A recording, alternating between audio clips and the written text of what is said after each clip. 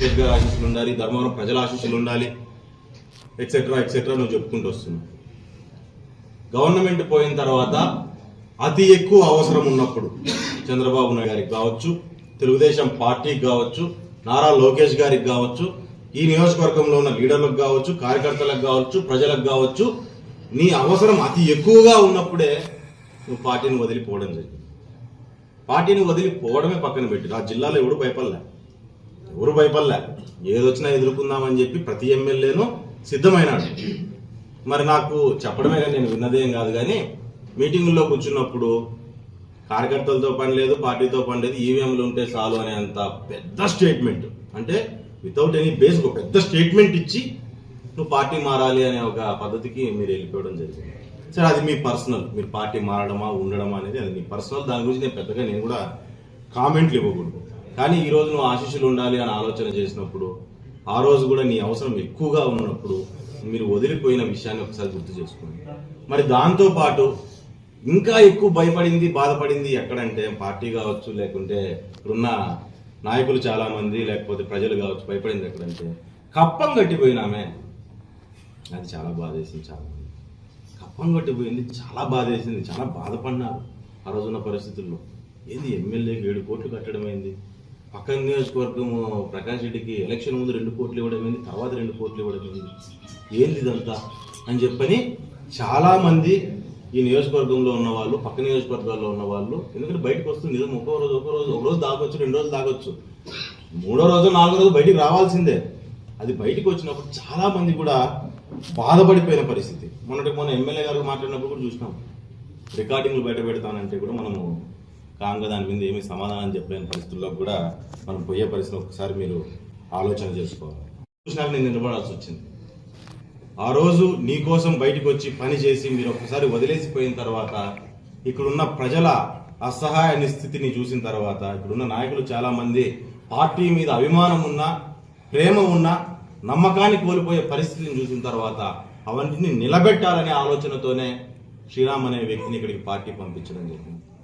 వచ్చినప్పటి నుంచి నాకు చేతనైనంత వరకు వాళ్ళందరినీ నిలబెట్టుకునే ప్రయత్నం, ఆ నమ్మకాన్ని తగ్గనీకోకుండా ముందుకు తీసుకెళ్లే ప్రయత్నం అనేది చేస్తూ నేను తీసుకొని వస్తున్నాను. ఎక్కడా నాకు పోటీ చేస్తే ఈసారి నేనే అని చెప్పి నేను చెప్పడం ఎక్కడా లేదు, చెప్పుకోలేను. ఎందుకంటే నాకు రాజకీయ చరిత్ర ఉంది. అందరూ చెప్పుకున్నట్టు నేను చెప్పుకోలేను. ఒక చరిత్ర కలిగిన కుటుంబం నుంచి వచ్చాను. తాతలకు నేను ఒక 4th జనరేషన్ పొలిటీషియన్ నేను నా ఫ్యామిలీలో నుంచి. అట్లాంటి వ్యక్తిని నేను ఇట్లా చిల్లరగా మాటలు చెప్పుకోలేను. ప్రజల్ని నమ్మించే ప్రయత్నం చేయలేను. నేను చేయగలిగింది ప్రజల సమస్యల మీద పోరాటము, ప్రజల కోసం నిలబడ్డము.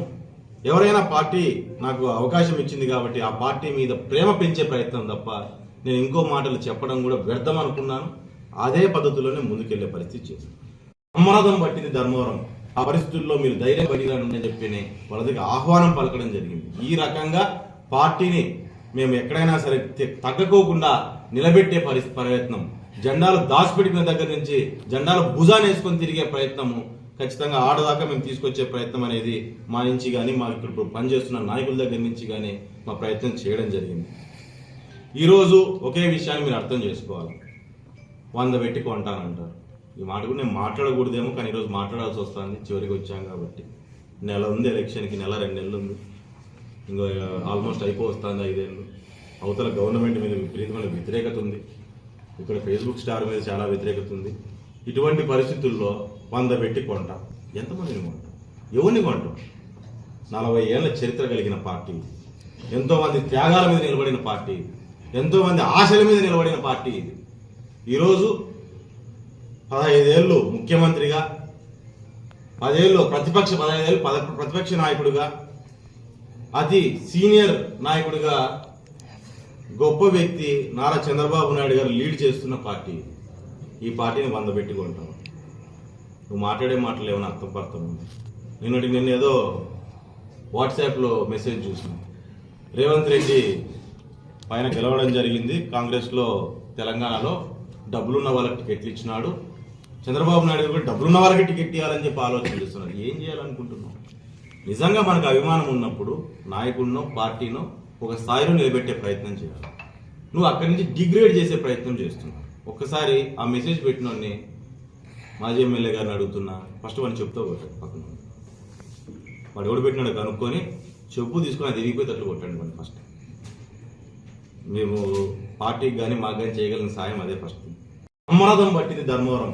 ఆ పరిస్థితుల్లో మీరు ధైర్యం పడిగాని అని చెప్పి వాళ్ళ దగ్గర ఆహ్వానం పలకడం జరిగింది. ఈ రకంగా పార్టీని మేము ఎక్కడైనా సరే తగ్గకోకుండా నిలబెట్టే ప్రయత్నం, జెండాలు దాచిపెట్టిన దగ్గర నుంచి జెండాలు భుజాన్ని వేసుకొని తిరిగే ప్రయత్నము ఖచ్చితంగా ఆడదాకా మేము తీసుకొచ్చే ప్రయత్నం అనేది మా నుంచి కానీ మాకు ఇక్కడ పనిచేస్తున్న నాయకుల దగ్గర నుంచి కానీ మా ప్రయత్నం చేయడం జరిగింది. ఈరోజు ఒకే విషయాన్ని మీరు అర్థం చేసుకోవాలి. 100 పెట్టి కొంటానంటారు. ఈ మాట కూడా నేను మాట్లాడకూడదేమో, కానీ ఈరోజు మాట్లాడాల్సి వస్తుంది. చివరికి వచ్చాం కాబట్టి. నెల ఉంది ఎలక్షన్కి, నెల 2 నెలలు ఉంది. ఇంకా ఆల్మోస్ట్ అయిపోతుంది 5 ఏళ్ళు. అవతల గవర్నమెంట్ మీద విపరీతమైన వ్యతిరేకత ఉంది. ఇక్కడ ఫేస్బుక్ స్టార్ మీద చాలా వ్యతిరేకత ఉంది. ఇటువంటి పరిస్థితుల్లో 100 పెట్టి కొంటాం. ఎంతమందిని కొంటాం? ఎవరిని కొంటాం? 40 ఏళ్ల చరిత్ర కలిగిన పార్టీ, ఎంతోమంది త్యాగాల మీద నిలబడిన పార్టీ, ఎంతోమంది ఆశల మీద నిలబడిన పార్టీ ఇది. ఈరోజు 15 ఏళ్ళు ముఖ్యమంత్రిగా, 15 ఏళ్ళు ప్రతిపక్ష నాయకుడిగా, అతి సీనియర్ నాయకుడిగా గొప్ప వ్యక్తి నారా చంద్రబాబు నాయుడు గారు లీడ్ చేస్తున్న పార్టీ. ఈ పార్టీని 100 పెట్టి కొంటాం. నువ్వు మాట్లాడే మాటలు ఏమైనా అర్థం ఉంది? నిన్న ఏదో వాట్సాప్లో మెసేజ్ చూసిన, రేవంత్ రెడ్డి పైన గెలవడం జరిగింది కాంగ్రెస్లో, తెలంగాణలో డబ్బులున్న వాళ్ళకి టికెట్లు ఇచ్చినాడు, చంద్రబాబు నాయుడు కూడా డబ్బులున్న వాళ్ళకి టికెట్ ఇవ్వాలని చెప్పి ఆలోచన చేస్తున్నారు. ఏం చేయాలనుకుంటున్నావు? నిజంగా మనకు అభిమానం ఉన్నప్పుడు నాయకుడినో పార్టీనో ఒక స్థాయిలో నిలబెట్టే ప్రయత్నం చేయాలి. నువ్వు అక్కడి నుంచి డిగ్రేడ్ చేసే ప్రయత్నం చేస్తున్నావు. ఒక్కసారి ఆ మెసేజ్ పెట్టినోడిని మాజీ ఎమ్మెల్యే గారిని అడుగుతున్నా, ఫస్ట్ వాడిని చెప్తా కొట్టాడు. పక్కన వాడు ఎవడు పెట్టినాడు కనుక్కొని చెప్పు తీసుకొని అది విరిగిపోయేటట్లు కొట్టండి వాడిని ఫస్ట్. మేము పార్టీకి కానీ మాకు కానీ చేయగలిగిన సాయం అదే ఫస్ట్ ఆ పని చేయండి. ఆ పని చేసి పెట్టుకున్నాం. నిన్న తెచ్చి వ్యక్తి పైనుంచి కిందకి, ఈ పక్క నుంచి ఈ పక్కకు 100 సార్లు కొంటాను. 100 సార్లు కొంటా. నువ్వు పెట్టేది మామూలు ఇది అనుకో. నీకు ఒకటి దగ్గరే ఉంది, నా ఒకడే నేను ఒక పెద్ద ఇది అని చెప్పి నువ్వు మాట్లాడే మాటలు కాదు. ధర్మారం నుంచి పిండావు ధర్మారం. నువ్వు ఒక పని మొదలు పెట్టావు. గతంలో ఎంతోమంది ఎమ్మెల్యేలు ఉన్నారు ఈ నియోజకవర్గం. ఇసుక దందా చేయించడం ఎవరికని తెలుసా? లారీలు ఇసుక తోలడం ఎవరైనా చూసారు? మీరంతా కూడా పిల్లలప్పటి నుంచి అందరూ ధర్మంలో తిరుగుంటారు. లారీలు ఇసుక తరలించడం ఎప్పుడైనా చూసాను? ఎప్పుడు చేసావు? నువ్వు చేసావు. రిజిస్టర్ ఆఫీసుల్లో ఎప్పుడైనా ఆన్లైన్లో రెడ్ మార్కుల్లో పెట్టడం మనం చూసాము భూమిని? ఎవరు చేశారు? నువ్వు చేశావు. రిజిస్టర్ ఆఫీసులో దందాలు ఎప్పుడైనా చూసామా? ఈ జిల్లాలోనే తెలుగుదేశం హిస్టరీలోనే ఎక్కడా లేదు నాకు తెలుగుదేశం పార్టీ గవర్నమెంట్లో ఉన్నంత వరకు ఏ ఎమ్మెల్యే ఉన్నా తెలుగుదేశం పార్టీకి ఎక్కడా లేదు. నువ్వు మొదలు నువ్వు అదేదో బల్లి ముదిరి తొండైందంట, ఆ రకంగా నువ్వు మొదలుపెట్టింది ఇతను పరాకాష్ఠకు తీసుకొని పోతున్నాడు. ఇప్పుడున్నాయి నువ్వు మొదలుపెట్టిన కార్యక్రమము ఇతను పరాకాష్ఠకు తీసుకుపోయే పరిస్థితి. ఈరోజు టిట్కో హౌసెస్ ఆగిపోయాయంటే పరిస్థితి ఎవరి నుంచి ఆగిపోయాయి? ఎక్కడ ఆగిపోయాయి? మనం ఏదో కట్టాలి సించాలని చెప్పి మధ్యలో దూరి ఉన్న వర్కులు డిలే చేసినాం కాబట్టి కొత్త పరిస్థితి. ఎంతో మంది కార్యకర్తలు కావచ్చు, ఎంతో మంది ప్రజలు కావచ్చు, దాని మీద ఆశలు పెట్టుకున్న వాళ్ళందరికీ ఆశలు దూరం అయ్యే పరిస్థితి.